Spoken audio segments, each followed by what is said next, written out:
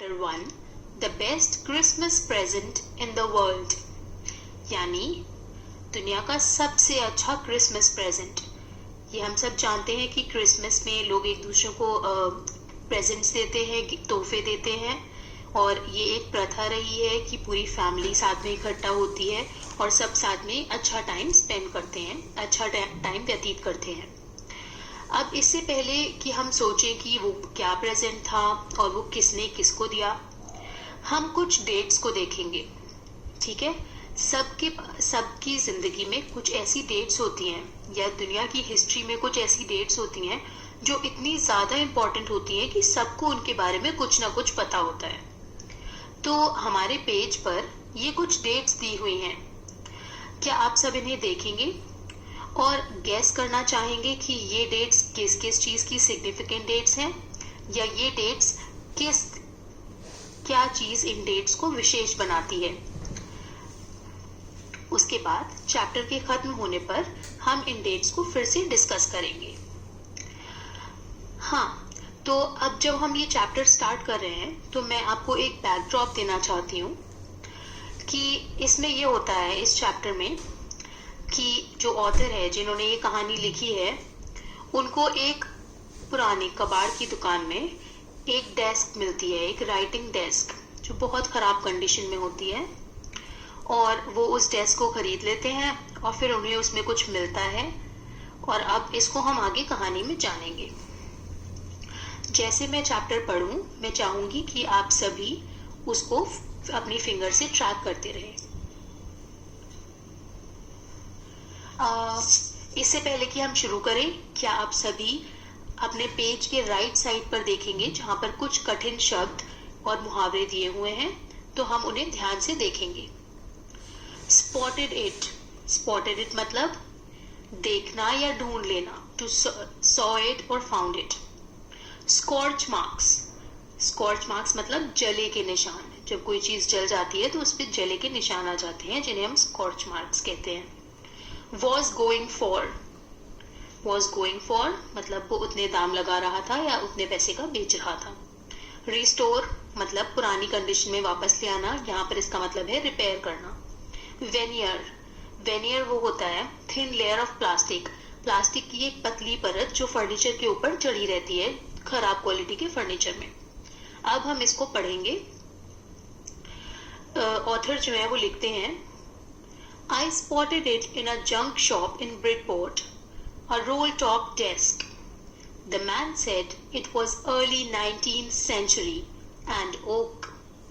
I had wanted one, but they were far too expensive. This one was in a bad condition. The roll-top in several pieces, one leg clumsily mended, scorch marks all down one side. It was going for very little money. I thought I could restore it. It would be a risk, a challenge, but I had to have it. I paid the man and brought it back to my workroom at the back of the garage. I began work on it on Christmas Eve. I removed the roll top completely. अब ये जो author हैं, उनको Bridport की एक पुरानी दुकान में एक टेबल मिली जो उन्हें बहुत अच्छी लगी। वो जली हुई थी, खराब कंडीशन में थी, लेकिन ऑथर को ये एक चैलेंज लगा कि वो उसको लेकर उसको रिपेयर कर लेंगे, उसकी मरम्मत कर लेंगे, और प्लस वो बहुत कम पैसों में मिल रही थी, तो उन्होंने उसको ले लिया और उसे अपने साथ ले आए क्रिसमस से पहले की शाम। अब हम आगे पढ़ेंगे। I removed the roll top completely and pulled out the drawers. The veneer had lifted almost everywhere. It looked like water damage to me. Both fire and water had clearly taken their toll on this desk. The last drawer was stuck fast. I tried all I could to ease it out gently. In the end, I used brute force. I struck it sharply with the side of my fist, and the drawer flew open to reveal a shallow space underneath. A secret drawer. There was something in there. I reached in and took out a small black tin box.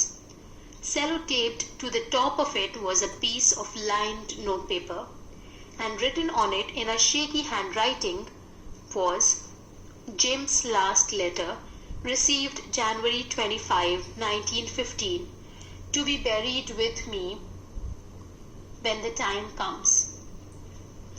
I knew as I did that it was wrong for me to open the box, but curiosity got the better of my scruples. It usually does. अब एक बार हम फिर से जो कठिन शब्द हैं इनको देखेंगे जो इस पेज के लेफ्ट साइड पर दिए हुए हैं.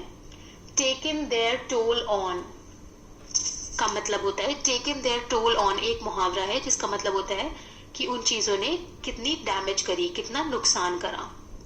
Stuck fast मतलब बहुत टाइटली बंद था. जैसे आपने देखा होगा कभी कभी ड्रॉर्स जो है वो जोर से बंद हो जाती हैं और खुलती नहीं है दराजें, वैसे ही उसे हम स्टक फास्ट कहते हैं इंग्लिश में. स्क्रपल्स जब आप कुछ गलत करने वाले होते हो तो आपको एक ऐसी फीलिंग नहीं आती है कि आपको ये नहीं करना चाहिए, उसे इंग्लिश में स्क्रपल्स कहते हैं. तो जो ऑथर हैं उनको जब वो डिब्बा मिला जो अभी हम डिस्कस करेंगे, तो उनको एक डिब्बा मिला जिसमें किसी और के लिए एक खत था. तो हम जानते हैं कि हमें किसी और के खत नहीं पढ़ने चाहिए, इसीलिए ऑथर को स्क्रपल्स आ रहे थे कि उन्हें ये करना चाहिए कि नहीं. पर ऐसा होता है कि हमारी जो क्यूरियोसिटी होती है, हमारी जिज्ञासा जो होती है, वो हमारे स्क्रपल्स के ऊपर विन ओवर कर लेती है. हम जानना चाहते हैं कि क्या है, तो हम वो चीज कर जाते हैं और ज्यादा सोचते नहीं हैं. तो यही इन ऑथर के साथ हुआ. अब हम इसको समझेंगे. तो वो डेस्क को घर ले आए थे, तो उन्होंने देखा कि आग और पानी और कई चीजों से जो डेस्क थी वो अच्छे से बर्बाद हो चुकी थी और जो आखिरी ड्रॉर था वो खुल नहीं रहा था. तो उन्होंने जोर से जब उसको खोलने की कोशिश की तो उसके अंदर एक सीक्रेट ड्रॉर था. क्या था उसमें? उसमें था एक स्मॉल टिन का डिब्बा और उसके ऊपर एक नोट पेपर पर लिखा हुआ था कि ये जिम का आखिरी खत है जो मुझे जनवरी 25, 1915 को मिला है और जब मैं मर जाऊं तो ये मेरे साथ ही बेरी कर दिया जाए, दफना दिया जाए. अब ये तो कोई बहुत पर्सनल चीज हुई, इसीलिए जो ऑथर है उनको बहुत स्क्रपल्स आए कि मुझे ये पढ़ना चाहिए कि नहीं. पर फिर उन्होंने सोचा चल देखा जाए कि इसमें है क्या. अब आगे. Inside the box there was an envelope. The address read Mrs. Jim Macpherson, 12 Copper Beeches, Bridport, Dorset. I took out the letter and unfolded it. It was written in pencil and dated at the top December 26, 1914. अब क्या आप कुछ सवालों को दोहराना चाहेंगे?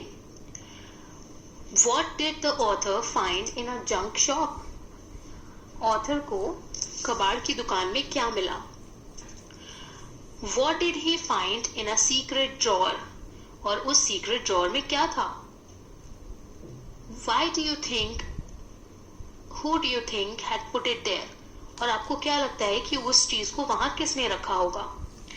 आप इन चीजों के जवाब सोचें जब तक हमारे ऑथर जो हैं वो उस लेटर को पढ़ रहे हैं. इस कहानी के पार्ट 2 में वो लेटर है जो उनको उसमें मिला. अब इससे पहले कि हम लेटर पढ़ें, लेफ्ट साइड पर हम फिर से कुछ कठिन शब्दों को देखेंगे.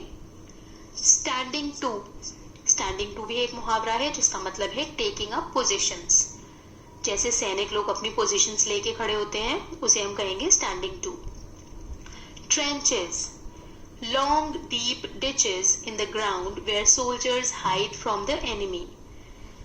बड़े बड़े गड्ढे जो खोदे जाते हैं जिसमें से सोल्जर्स उसके अंदर रहते हैं और उसी के अंदर से वो लोग गोलीबारी करते हैं अपने आप को सेफ रखने के लिए. फ्रिट्स. फ्रिट्स एक बहुत कॉमन जर्मन नाम है. तो इंग्लिश लोग जो हैं, ये लड़ाई जो है ब्रिटिश और जर्मन लोगों के बीच हो रही है. तो जो ब्रिटिश लोग हैं वो जर्मन लोगों को फ्रिट्स कह रहे हैं यहाँ पर, और जो जर्मन लोग हैं वो ब्रिटिश लोगों को टॉमी कह रहे हैं, क्योंकि ये दोनों जगहों के कॉमन नाम हैं. टॉमी एक कॉमन ब्रिटिश नाम है और फ्रिट्स एक कॉमन जर्मन नाम है. दैट वुड बी दैट, ये भी एक मुहावरा है. इसका मतलब है that was the end of matter, बात वहीं खत्म हो गई. स्नैप्स एक तरह की जर्मन शराब होती है जो अन्न से बनती है, गेहूं से बनती है. अब हम इस लेटर को पढ़ेंगे. Dearest Connie. प्लीज आप फिंगर ट्रैक करें. Dearest Connie, I write to you in a much happier frame of mind because something wonderful has just happened that I must tell you about at once. We were all standing to in our trenches yesterday morning, Christmas morning.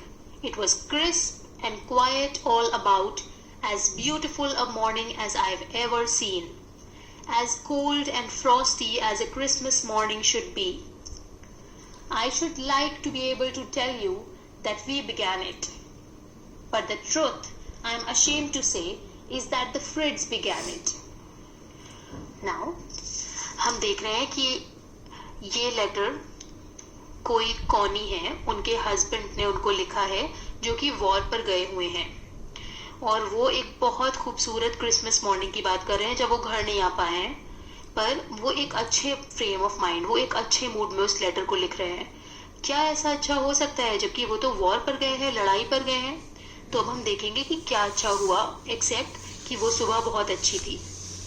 और फिर वो कहते हैं I should like to be able to tell you that we began it.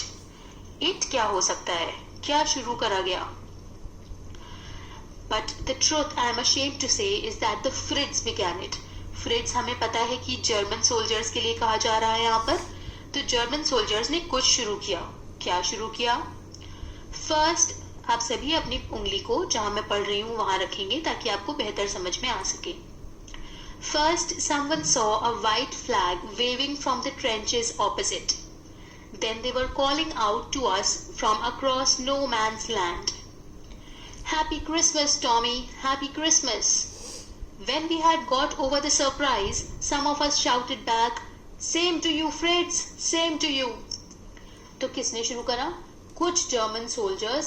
No man's land होता है जब दोनों जो दो देशों के बीच लड़ाई हो रही है उसके बीच की जो जगह है उसको नो मैन्स लैंड कहते हैं.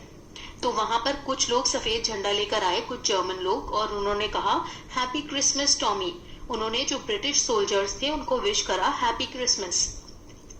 तो इधर से भी कुछ सोल्जर्स ने कह दिया सेम टू यू, आपको भी हैप्पी क्रिसमस फ्रेंड्स. पर तब हमने सोचा कि हाँ दैट्स दैट, यहाँ बात खत्म हो गई. But then suddenly one of them was up there in his grey greatcoat and waving a white flag. Don't shoot, lads, someone shouted, and no one did. Then there was another Fritz up on the parapet, and another. Keep your heads down, I told the men. It's a trick, but it wasn't. तभी किसी की आवाज आई, कोई गोली नहीं चलाएगा. पर किसी ने चलाई भी नहीं. पर फिर और जर्मन सोल्जर आने लगे.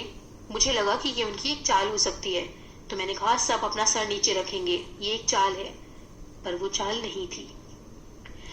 One of the Germans was waving a bottle above his head. It is Christmas Day, Tommy. We have schnapps, we have sausage. We meet you, yes? By this time there were dozens of them walking towards us across no man's land and not a rifle between them. Little Privet Morris was the first up.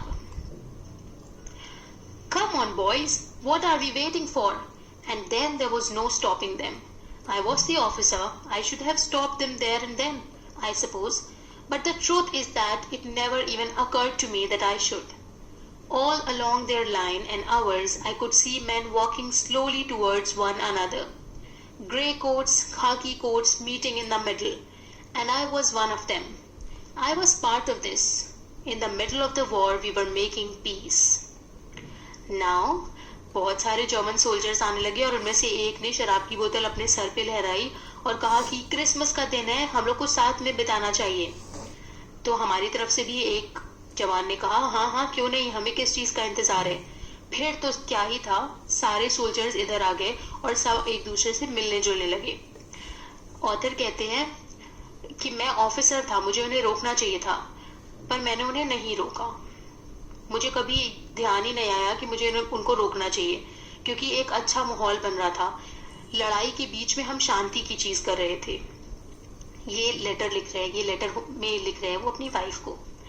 You cannot imagine, dearest Connie, my feelings as I looked into the eyes of the Fritz officer, who approached me, hand outstretched. Hans Wolf, he said, gripping my hand warmly and holding it. I am from Dusseldorf. I play the cello in the orchestra. Happy Christmas.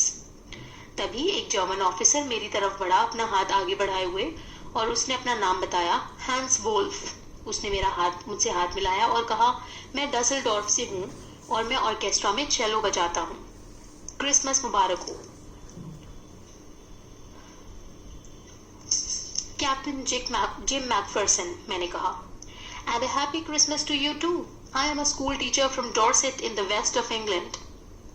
तो मैंने उसे अपना नाम बताया और मैंने कहा कि मैं एक स्कूल टीचर हूँ वेस्ट ऑफ इंग्लैंड से, एक जगह है डॉर्सेट, मैं वहां से हूँ। Dorset, he smiled. I know this place, I know it very well. We shared my rum ration and his excellent sausage. And we talked, Connie, how we talked. He spoke almost perfect English. But it turned out that he had never set foot in Dorset, never even been to England. He had learned all he knew of England from school, and from reading books in English. His favourite writer was Thomas Hardy. His favourite book, Far from the Madding Crowd. So out there in no man's land we talked of Bathsheba and Gabriel Oak and Sergeant Troy and Dorset. He had a wife and one son, born just 6 months ago. As I looked about me, there were huddles of khaki and grey everywhere, all over no man's land, smoking, laughing, talking, drinking, eating. Hans Wolf and I shared what was left of your wonderful Christmas cake, Connie. He thought the marzipan was the best he had ever tasted. I agreed. We agreed about everything, and he was my enemy. There never was a Christmas party like it, Connie. जब मैंने उसे बताया कि मैं Dorset से हूँ और हमने अपनी शराब शेयर करी और उसकी सॉसेज शेयर करी, फिर हमने बहुत बातें करी। उसकी इंग्लिश काफ़ी परफेक्ट थी, पर मैंने सोचा कि उसकी इंग्लिश परफेक्ट कैसे है, वो तो जर्मन है। तब पता चला कि उसने इंग्लिश स्कूल में सीखी थी। उसके फेवरेट ऑथर एक इंग्लिश ऑथर थे, थॉमस हार्डी, और उसकी फेवरेट किताब थी far from the madding crowd. तो 2 लड़ाइयों के बीच में, 2 जंग करने वाली फौज के बीच में, नो मैन्स लैंड में, हम सब ने दुनिया भर की बातें करी। उसकी बीवी थी और एक बेटा भी, जो सिर्फ 6 महीने पहले पैदा हुआ था। मैंने चारों तरफ देखा, हर तरफ जर्मन और इंग्लिश सोल्जर्स बैठकर ग्रुप्स में बातें कर रहे थे, हंस रहे थे, खा पी रहे थे और अच्छा समय व्यतीत कर रहे थे। हैंस वोल्फ और मैंने तुमने जो क्रिसमस केक भेजा था वो खाया, उसे वो बहुत पसंद आया। हम दोनों हर बात पर एक ही राय रखते थे। कितनी हैरत की बात है, जबकि वो मेरा दुश्मन था। मैंने ऐसी क्रिसमस पार्टी कभी अटेंड नहीं करी, Connie. Then someone, I don't know who, brought out a football. Great coats were dumped in piles to make goalposts, and the next thing we knew, it was Tommy against Fritz out in the middle of no man's land. Hans Wolf and I looked on and cheered, clapping our hands and stamping our feet to keep out the cold as much as anything. There was a moment when I noticed our breaths mingling in the air between us. He saw it too and smiled. Jim Macpherson, he said after a while, I think this is how we should resolve this war. A football match. No one dies in a football match. No children are orphaned. No wives become widows. तभी पता नहीं कहां से किसी ने एक football बीच में फेंकी। फिर क्या था, दोनों तरफ सब हमने अपने कोट्स की पाइल से अपने कोट्स एक के ऊपर एक रख के गोल पोस्ट बना लिए, जैसे फुटबॉल फील्ड में होते हैं, और ब्रिटेन वर्सेस जर्मनी एक फुटबॉल मैच होने लगा वहां पर। हैंस वोल्फ और मैं साइड में खड़े होकर देखते रहे और हम ताली बजाते रहे और अपने पैर पटकते रहे, क्योंकि बहुत ठंड थी। फिर एक समय ऐसा आया कि हैंस वोल्फ ने मुझसे कहा, जिम मैकफर्सन, मुझे लगता है कि जंगें ऐसे ही होनी चाहिए, फुटबॉल मैच के थ्रू एक फुटबॉल मैच किया जाना चाहिए, क्योंकि एक फुटबॉल मैच में किसी की जान नहीं जाती, कोई बच्चे अनाथ नहीं होते और कोई स्त्रियां विधवा नहीं होती। I would prefer cricket, I told him. Then we Tommies could be sure of winning probably. We laughed at that and together we watched the game. मैंने कहा, पर अब मैं तो फिर क्रिकेट को ज़्यादा प्रेफर करूँगा, मैं क्रिकेट ज़्यादा पसंद करूँगा। ऐसा क्यों कहा उन्होंने? क्योंकि वो ब्रिटिश थे और क्रिकेट ब्रिटेन में ज़्यादा खेला जाता है। Sad to say, Connie, Fritz won 2 goals to 1, but as Hans Wolf generously said, our goal was wider than theirs, so it wasn't quite fair. The time came, and all too soon, when the game was finished, the schnapps and the rum and the sausage had long since run out, and we knew it was all over. I wished Hans well and told him I hoped he would see his family again soon, and the fighting would end, and we could all go home. फिर खेल खत्म हुआ और हमारा खाना पीना काफ़ी पहले ही खत्म हो चुका था, तो हमने सोचा कि अब ये सब खत्म हुआ। मैंने हैंस को बाय बोला, मैंने हैंस को बोला कि मैंने उसे क्रिसमस विश करा और मैंने उससे उम्मीद जताई कि वो अपने घर वापस जा पाए और ये कि लड़ाई खत्म हो और हम सब अपने अपने घर जा सके। I think that is what every soldier wants on both sides, Hans Wolf said. Take care, Jim Macpherson. I shall never forget this moment, nor you. He saluted and walked away from me slowly, unwillingly. I felt he turned to wave just once and became one of the hundreds of grey coat men drifted backwards towards their trenches. और इस तरह सारे German लोग हमें अलविदा बोलकर अपने trenches की तरफ वापस चले गए। That night, back in our dugouts, we heard them singing a carol, and singing it quite beautifully. It was Still Nacht, or Silent Night. Our boys gave them a rousing chorus of While Shepherds Watched. We exchanged carols for a while, and then we all fell silent. We had had a time of peace and goodwill, a time I will treasure as long as I live. फिर उस रात उस तरफ से German soldiers की तरफ से Christmas Carol, जो क्रिसमस पर गीत गाए जाते हैं, उसके गाने की आवाज़ आई। कोई बहुत सुंदर आवाज़ में वो गीत गा रहा था, तो हमने भी गाना शुरू कर दिया और उस जंग के बीच में हमने एक बहुत अच्छा क्रिसमस स्पेंड करा। Dearest Connie, by Christmas next year, this war will be nothing but a distant and terrible memory. I know from all that happened today how much both armies long for peace. We shall be together again soon, I'm sure of it. Your loving Jim. अब वो कह रहे हैं मुझे लगता है कि अगले साल क्रिसमस तक हम इस वॉर के बारे में भूल भी चुके होंगे और हम साथ में होंगे। मुझे आज तो ये पता चल ही गया कि सभी सोल्जर्स पीस चाहते हैं, कोई भी लड़ना नहीं चाहता। योर लविंग जिम, तुम्हारा प्यारा जिम। तो अब हम ये सोचेंगे कि ये लेटर किसने लिखा था और किसको और कब। इसका जवाब आप सोचेंगे। फिर why was the letter written? What was the wonderful thing that had happened? क्या ऐसी अच्छी चीज हुई थी जिसको बताने के लिए ये लेटर लिखा गया था? इस सब का जवाब आप अपने दिमाग में सोचेंगे। What jobs did Hans Wolf and Jim Macpherson have when they were not soldiers? जब हैंस वोल्फ और जिम मैकफरसन सोल्जर्स नहीं थे तो वो क्या थे अपनी रोजाना की जिंदगी में? अगला सवाल, Had Hans Wolf ever been to Dorset? Why did he say he knew it? क्या हैंस वोल्फ कभी डॉर्सेट आए थे? अगर नहीं आए थे तो उन्होंने ये क्यों कहा कि वो डॉर्सेट के बारे में जानते थे? आखिरी, क्या आपको लगता है कि जिम मैकफरसन वॉर से वापस आ पाए थे? अगर आपको लगता है कि वो आ पाए थे तो क्यों लगता है, और अगर आपको लगता है कि नहीं आ पाए थे तो ऐसा क्यों लगता है? अब हम चलेंगे इस पार्ट के, इस चैप्टर के आखिरी हिस्से की तरफ। हम जानते हैं कि हमारे ऑथर को ये लेटर मिला है जो कोई दो अनजान लोगों ने लिखा है। एक पति ने अपनी पत्नी को लिखा है वॉर टाइम से और उन्होंने वो लेटर पढ़ लिया है। अब आगे हम फिर से कठिन शब्दों को देखेंगे। बर्न्ड आउट, बर्न्ड आउट मतलब जो आग से जलकर बर्बाद हो जाए, destroyed by fire.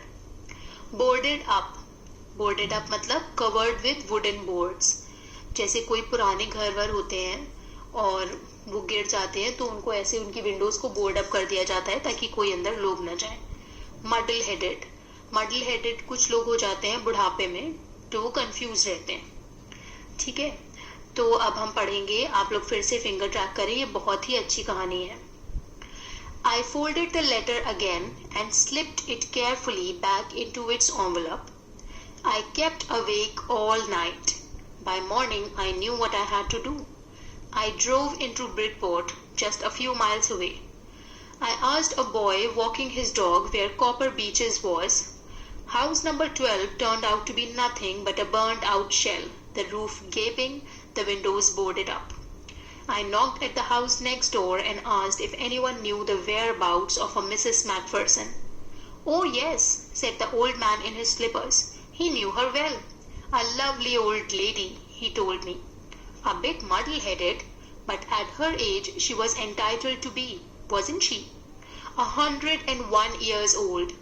She had been in the house when it caught fire. No one really knew how the fire had started, but it could well have been candles. She used candles rather than electricity, because she always thought electricity was too expensive. The fireman had got her out just in time. She was in a nursing home now, he told me. Burlington House on the Dorchester Road on the other side of town.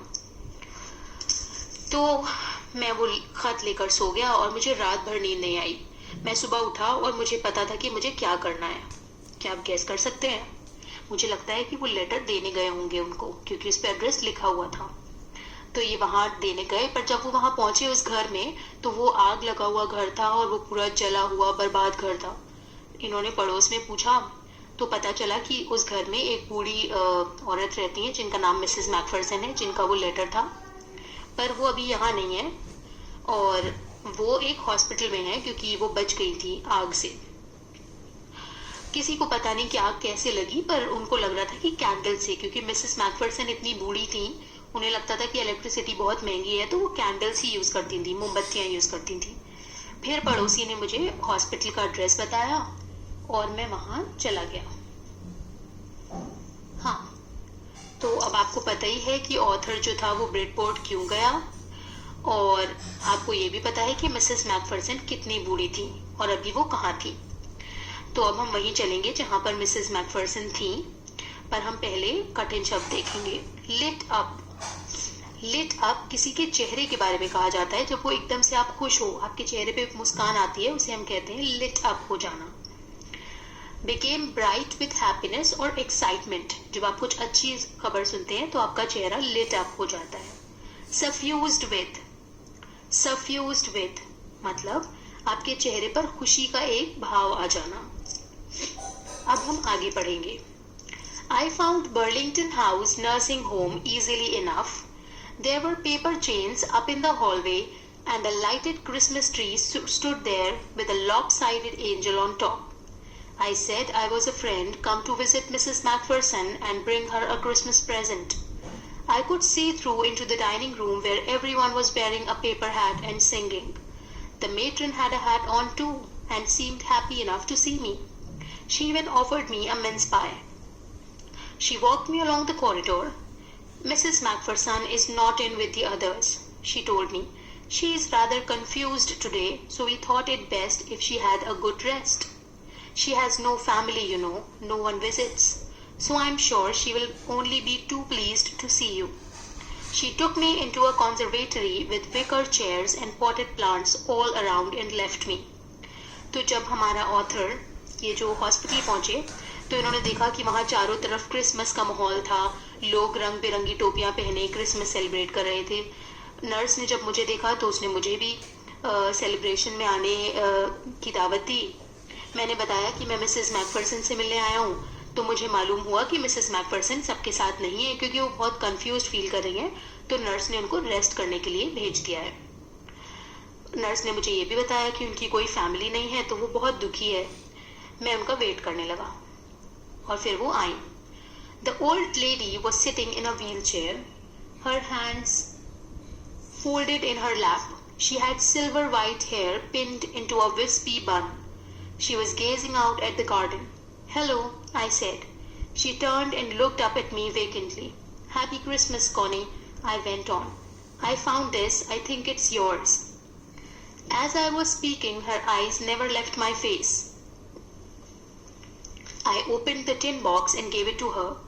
That was the moment her eyes lit up with recognition, and her face became suffused with a sudden glow of happiness.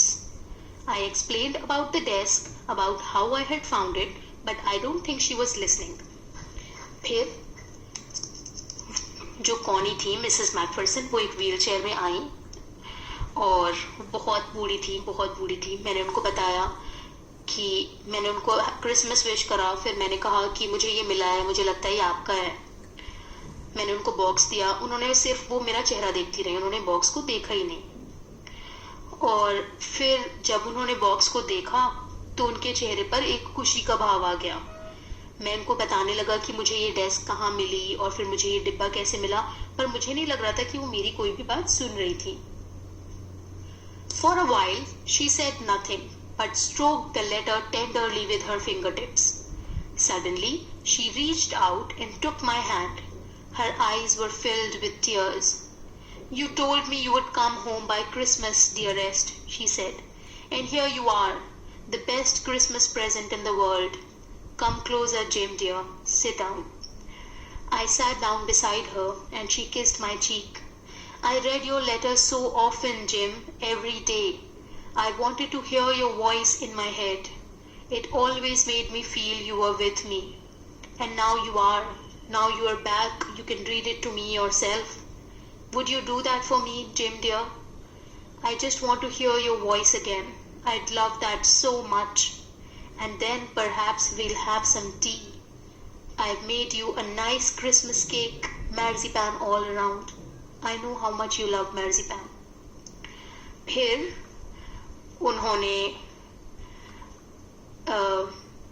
वो letter मुझसे ले लिया और मेरा हाथ पकड़ा और मुझसे कहा, मुझे पता था तुम वापस आ जाओगी क्रिसमस तक, और तुम आ गए हो. उनको लगा कि उनके हस्बैंड वापस आ गए हैं, क्योंकि जो ऑथर थे वो उनके हस्बैंड से मिलते होंगे जब उनकी डेथ हुई उस वक्त पर.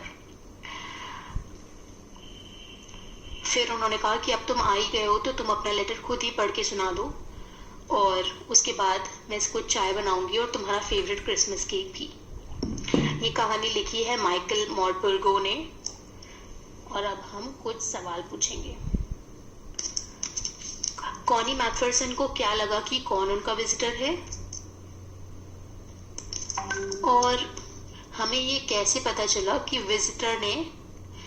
जो विजिटर था, हमारे ऑथर थे, उन्होंने अपनी आइडेंटिटी छुपाने की कोशिश नहीं की. अब आगे कुछ सवाल हैं जिनको आप पढ़कर उनका जवाब देंगे. ये कुछ सवाल हैं जैसे, आपको क्या लगता है कि कितने समय तक कॉनी ने अपने हस्बैंड का लेटर रखा?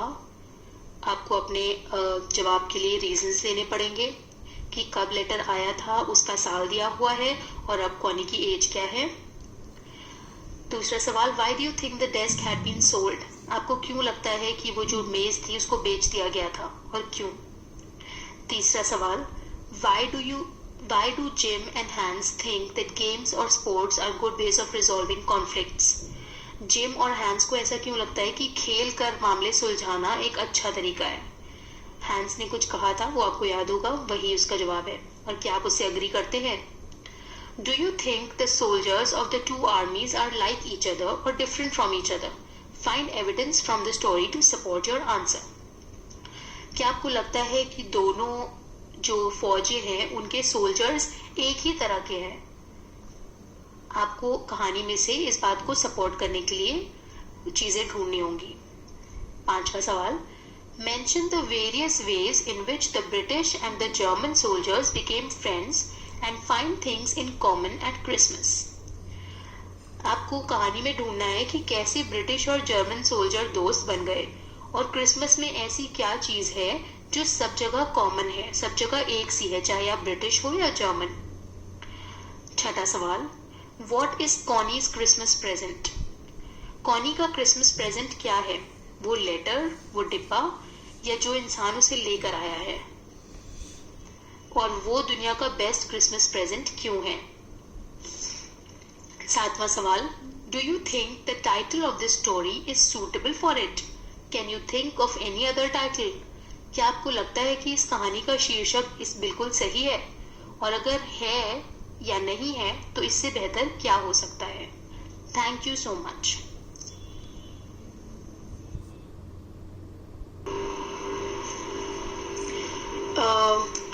इस चैप्टर को समझ चुके हैं, इसमें क्या हुआ उसके इंसिडेंट्स हमने अच्छे से समझ लिए हैं। अब हम कुछ एक्सरसाइजेज जो दी हुई हैं नीचे उन्हें देखेंगे और मैं आपको असिस्ट करूंगी, मैं आपकी मदद करूंगी उन एक्सरसाइजेज को समझने में और फिर उन्हें आप खुद से करने की कोशिश करेंगे। पहली एक्सरसाइज जो कि दी हुई है पेज नंबर 17 पे, वर्किंग विद लैंग्वेज, हम उसे देखेंगे। Question number 1, look at these sentences from the story. I spotted it in a junk shop in Bridport. The man said it was made in the early 19th century. This one was in a bad condition. कुछ words आपने देखा italics में लिखे हुए हैं, तिरछे लिखे हुए हैं, उन्हें इटैलिक्स कहते हैं। तो जो इटैलिसाइज्ड वर्ब्स हैं वो पास्ट टेंस में हैं, वो उन चीज़ों को दर्शाते हैं जो ऑलरेडी हो चुकी हैं। वो हमें ये बताते हैं कि अभी से पहले जो चीज़ें हुई हैं। ठीक है, ये आपने समझ लिया। अब इसकी पहली एक्सरसाइज है, read the passage below and underline the verbs in the past tense. आपको जो वर्ब्स हैं इनमें, आपको पता है वर्ब्स क्या होते हैं? वर्ब्स होते हैं एक्शन वर्ड्स। तो इसमें जो वर्ब्स हैं वो आपको अंडरलाइन करने होंगे। मैं आपके लिए इस पैसेज को पढ़ देती हूँ। A man got on the train and sat down. The compartment was empty except for one lady. She took her gloves off. A few hours later, the police arrested the man. They held him for 24 hours and then freed him. इसमें आप underline कर लेंगे। Now look at the sentences. The veneer had lifted almost everywhere. Both fire and water had taken their toll on this desk. Now the verbs have changed. अब आप देखेंगे कि verbs थोड़े अलग तरीके से लिखे हैं। The author found and bought the desk in the past. Author जो आपको कहानी बता रहे हैं तब वो ऑलरेडी डेस्क खरीद चुके हैं और उनके खरीदने से पहले ही डेस्क डैमेज हो चुकी है। इसलिए fire and water had damaged the desk before the author found it and bought it. ठीक है, we use verb forms like had damaged for an event in the earlier past. If there are two events in the past, we use the had form for the event that occurred first in the past. अब past कोई एक चीज तो है नहीं, past तो अभी गुजरा हुआ मोमेंट भी past है और 4 साल पहले जो चीज हुई थी वो भी past है और 400 साल पहले जो चीज हुई थी वो भी past है। तो हम इन सब past में डिफरेंस कैसे करेंगे? हम हैड यूज करते हैं। जो पहला पास्ट होगा, अगर हम दो पास्ट की बात कर रहे हैं तो जो पहला वाला पास्ट है उसके लिए हम हैड यूज करेंगे। For example, I had always wanted one. Had always wanted one. ठीक है, ऑथर कह रहे हैं कि मैं हमेशा खरीदना चाहता था। अब उन्होंने खरीद लिया तो ये चीज पास्ट हो गई। ठीक है, था, हम had always wanted one. I hope आपको ये क्लियर होगा। फिर तीसरा, सॉरी मैंने गलत बोल दिया है, ओके, हाँ, discuss with your partner the difference in meaning in sentences below. आप अपने पार्टनर के साथ या अगर आप घर पर ये एक्सरसाइज कर रहे हैं तो अपने पेरेंट्स के साथ या अपने भाई बहन के साथ ये चीज डिस्कस करें। 2 सेंटेंसेस दिए हुए हैं जिनमें पहला है, When I reached the station, the train left. जब मैं स्टेशन पहुंचा तो ट्रेन जा रही थी। ठीक है। दूसरा, When I reached the station, the train had left. जब मैं स्टेशन पहुंचा तो ट्रेन जा चुकी थी। इन दोनों में फर्क है, यही मैं आपको समझाना चाह रही हूँ। अब हम दूसरी एक्सरसाइज देखेंगे, fill in the blanks using correct forms of verbs in the bracket. Bracket में आपको फर्स्ट फॉर्म ऑफ वर्ब्स दिए गए हैं जो ओरिजिनल वर्ब्स हैं। आपको इसके पास्ट टेंस में इसको कन्वर्ट करके लिखना है, जिसमें एक मैं बता देती हूँ। My little sister is very naughty. When she, bracket में कम लिखा है तो वो केम हो जाएगा। When she came back from the school yesterday, she had, tear का पास्ट होता है torn, she had torn her dress. इसी तरह जो शब्द दिए हुए हैं उनको आपको पास्ट में कन्वर्ट करके लिखना है। अगली एक्सरसाइज देखें, Underline the verbs and arrange them in 2 columns, past and earlier past. ठीक है, अभी मैंने आपको बता दिया कि कई पास्ट हो सकते हैं, तो आपको 2 पास्ट इन सेंटेंसेस में दिए हुए हैं और नीचे एक टेबल दिया हुआ है. आपको पास्ट और अर्लियर पास्ट में उनको डिवाइड करना है, उनको अलग अलग लिखना है. तो मैं पहला आपकी हेल्प के लिए बता देती हूँ. ए, my friends set out to see the caves in the next town, but I stayed at home because I had seen them already. तो यहाँ पर past होगा stayed, stayed, और earlier past होगा had seen. ठीक है, ऐसे ही आप बाकी के sentences में भी करेंगे. अगला क्वेश्चन देखें, dictionary work. By the end of the journey, we had run out of drinking water. Look at the verb run out in this sentence. It's a phrasal verb. It has 2 parts, a verb and a preposition or an adverb. Phrasal verbs often have meanings that are different from the meanings of their past parts. अब क्या होता है, कुछ verbs ऐसे होते हैं जिनको एक preposition या एक adverb के साथ मिलाकर मुहावरा बना दिया जाता है. phrasal verb बोलते हैं हम उन्हें. ठीक है, उनको आप ऐसे पहचान सकते हैं कि उन दोनों वर्ड्स के अलग अलग मीनिंग जब आप देखेंगे तो उनका वो मीनिंग नहीं होगा जो कंबाइंड है. फॉर एग्जाम्पल, रन का मतलब है दौड़ना और आउट का मतलब है बाहर, लेकिन यहाँ पर मुहावरे का मतलब रन आउट का मतलब है खत्म हो जाना. ऐसे ही कुछ और दिए हुए हैं, वो आपको कहानी में ढूंढने हैं. जैसे बर्न आउट, यहाँ बर्न का मतलब होता है जलना और आउट का मतलब होता है बाहर, लेकिन बर्न आउट का मतलब होता है आपकी एनर्जी खत्म हो जाना, बर्न आउट. ठीक है, ऐसे ही बाकी मुहावरे हैं. Write down the sentences in which they occur, consult a dictionary and write down the meaning that you think matches the meaning of the phrasal verb in the sentence. अब आपको ये sentences कहानी में से ढूंढने हैं जिनमें ये फ्रेजल वर्ब्स आए हैं और उन्हें लिख देना है.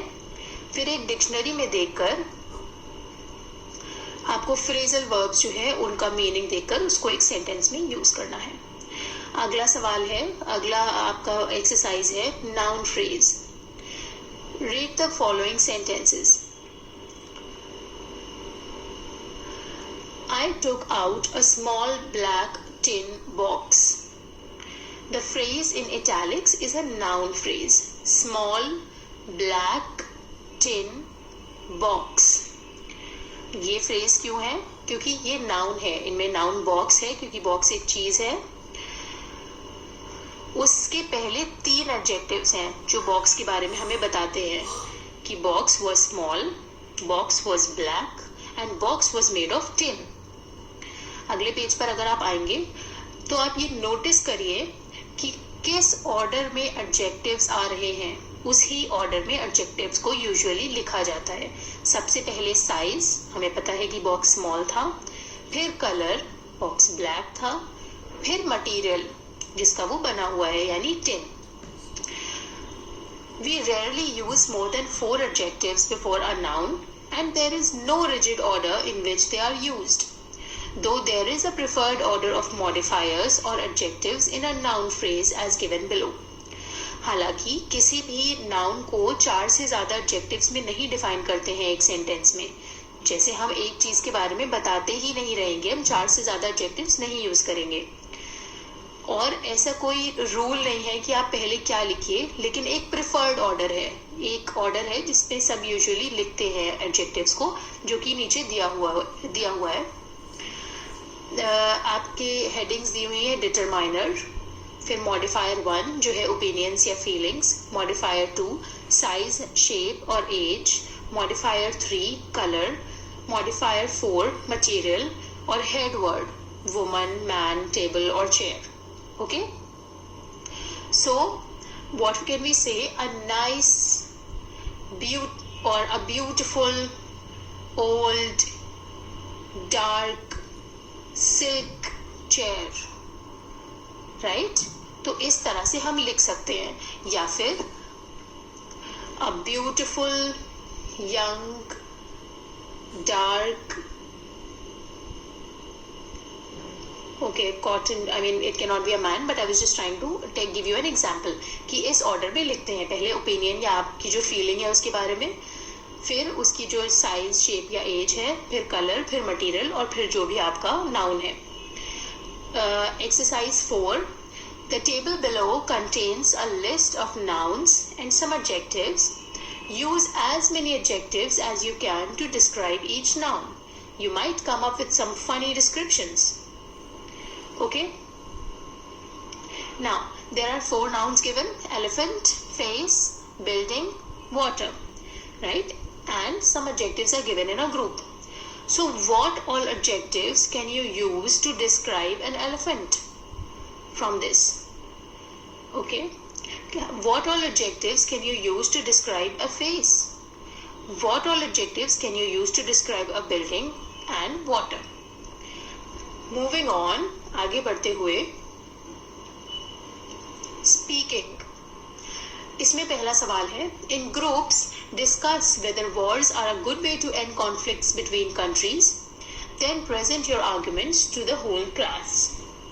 आप ग्रुप्स बनाकर, अगर आप घर पर ये एक्सरसाइज कर रहे हैं तो आप और आपके दोस्त या भाई बहन इसको डिस्कस करें कि क्या वॉर, क्या युद्ध एक झगड़ों को सुलझाने का सही तरीका है, और फिर जो भी आपके व्यूज हैं उनको दूसरों के साथ शेयर करिए, और जो दूसरों के व्यूज हैं उनको पेशेंटली सुनने की कोशिश करिए, क्योंकि स्पीकिंग और लिसनिंग स्किल्स जो होती हैं वो साथ में होती हैं. You can not be a good speaker if you are not a good listener. तो अगर आप चाहते हैं कि लोग आपकी बात अच्छे से सुने तो आपको पहले वो चीज करनी होगी. दूसरा सवाल है, what kind of presents do you like and why? What are the things you keep in mind when you buy presents for others? Discuss with your partner. For example, you might buy a book because it can be read and reread over a period of time. आपको किस तरह के तोहफे पसंद हैं और क्या आपने कभी सोचा है कि ऐसा क्यों है? और आप क्या सोचते हैं जब आप दूसरों के लिए तोहफे खरीदने जाते हैं? ये आपको डिस्कस करना है. फॉर एग्जाम्पल, यहाँ इन्होंने कहा है कि ऐसा हो सकता है कि आप जब अपने दोस्त को तोहफा दें तो आप किताब खरीदते हो, ये सोचकर कि उसको वो पढ़ेगा और फिर उसको वो दोबारा भी पढ़ सकता है जब उसका मन करे, या आप उसको कोई कपड़ा दे सकते हैं ये सोचकर कि वो पहनेगा तो वो याद रखेगा कि आपने उसे वो गिफ्ट किया था. ठीक है, तो ऐसे कोई भी रीजन हो सकता है. अगले पेज पर राइटिंग, जिसमें पहला सवाल है, imagine that you are Jim. You have returned to your town after the war. In your diary record how you feel about the changes you see and the events that occur in your town. You could begin like this. 25 December 1919. It's Christmas Day today, but the town looks so and so. तो पहला जो आपको writing, creative writing का topic दिया है वो ये है कि आपको इमेजिन करना है कि आप जिम हैं. आप सबको पता है जिम कौन थे? जिम जिन्होंने वो लेटर लिखा था कॉनी के हस्बैंड जो वॉर पर गए थे, कैप्टन जिम मैकफर्सन. तो आप वापस आ गए हैं अपने शहर वॉर के बाद, और आप अपनी डायरी में रिकॉर्ड कर रहे हैं कुछ इवेंट्स, कुछ चेंजेस जो आप देख रहे हैं कि आपकी गैर मौजूदगी में आपके शहर में हुए हैं. ठीक है, तो आप ऐसे लिख सकते हैं कि आज क्रिसमस है लेकिन आज मुझे शहर ऐसा ऐसा लग रहा है. यहाँ से आप शुरू कर सकते हैं और इमेजिन करें कि आप क्या लिखेंगे. या फिर आप दूसरा सवाल कर सकते हैं जो दिया हुआ है, suppose you are the visitor, you are in a dilemma. You don't know whether to disclose your identity and disappoint the old lady, or let her believe that her dear Jim has come back. Write a letter to a friend highlighting your anxiety, fears and feelings. अब suppose you are the visitor. आपको ये फर्ज करना है कि आप वो visitor हैं जो कॉनी से मिलने गए थे, उनको लेटर देने गए थे. तो आप क्या करेंगे? आप थोड़ा परेशान हैं. आप क्या करेंगे? आपको समझ नहीं आ रहा कि आप या तो कॉनी को बता दें कि आप असली में उनके हस्बैंड नहीं हैं पर उससे वो डिसअपॉइंट होंगी, या फिर उनको ये मानने दें कि आप ही जिम हैं और आप वापस आ गए हैं. तो आपको अपना ये डिलेमा, ये जो आपकी दुविधा है, इसको एक लेटर अपने फ्रेंड को लिखना है जिसमें आपको ये दुविधा बतानी है. इन दोनों में से आपको एक चीज करनी है. दूसरा, Given below is the outline of a story. Construct the story using the outline. इसमें आपको एक स्टोरी की आउटलाइन दी हुई है जो आप पढ़ेंगे तो आपको समझ में आएगा, और उसमें जो ब्लैंक्स दिए हुए हैं उसमें आप अपनी क्रिएटिविटी से उसको फिल कर सकते हैं और इसे एक कहानी बना सकते हैं। अब नीचे 2 कोट्स दिए हुए हैं, जिसमें से जो नीचे वाला है वो मेरी फेवरेट बुक में से है। अगर आप सबको मौका मिले तो ये बुक पढ़िएगा एरिक मारिया रिमार्क की, जिसका नाम है all quite on the western front. ये वॉर के बारे में है बुक, बहुत मोटी नहीं है तो आप सब पढ़ सकते हैं। इसको पढ़ने की कोशिश करिएगा। पहला कोट है, war is the greatest plague that can afflict humanity. It destroys religion, it destroys states, it destroys families. Martin Luther एक अमेरिकन लीडर थे जिन्होंने ये कहा है कि वॉर एक तरह की बीमारी है जो पूरी ह्यूमैनिटी को अफेक्ट करती है। जैसे ऐसे बीमारियां कुछ लोगों को अफेक्ट करती है, वॉर एक ऐसी बीमारी है, ऐसा प्लेग है जो पूरी ह्यूमैनिटी, पूरी इंसानियत को अफेक्ट करता है। मार्टिन लूथर कह रहे हैं it destroys religion, destroys states and destroys families. दूसरा कोट है, this book is to be neither an accusation nor a confession, and least of all an adventure. For death is not an adventure to those who stand face to face with it. It will try simply to tell of a generation of men who, even though they may have escaped the shells, were destroyed by the war. अगर आपको मौका पड़े तो आप ये किताब ज़रूर पढ़ें। ये एक यंग मैन के पर्सपेक्टिव से लिखी हुई किताब है, आपको काफ़ी पसंद आनी चाहिए। तो यहाँ हमारा चैप्टर कंप्लीटली ख़त्म हुआ। Thank you so much.